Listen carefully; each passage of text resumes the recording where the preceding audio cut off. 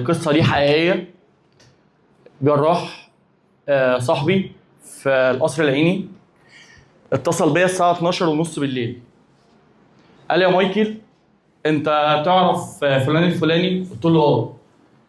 قال لي طب هو باعت لي رساله على الواتساب يعني مغزاها غريب شويه. فبقول له يعني ايه؟ قال لي بص انا مش هينفع اقول لك، انا هبعت لك سكرين شوت بالموضوع.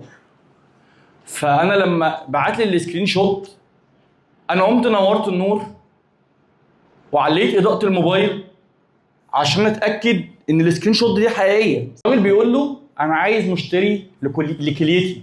انا اتخضيت. فانا كلمت الراجل بالليل ما ردش عليا، عندي تاني يوم شغل فاليوم ده ما روحتش الشغل. كلمته وقلت له احنا لازم نتقابل في ايه. مايكل تعرف لعبه اسمها SGO؟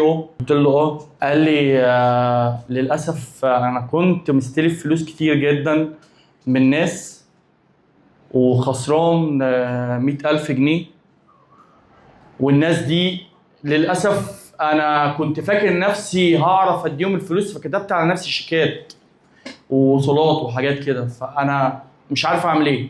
دي كانت قصه حقيقيه فانا كنت لازم اشاركها معاكم النهارده لاي بعد ممكن ياخدنا برنامج زي ده.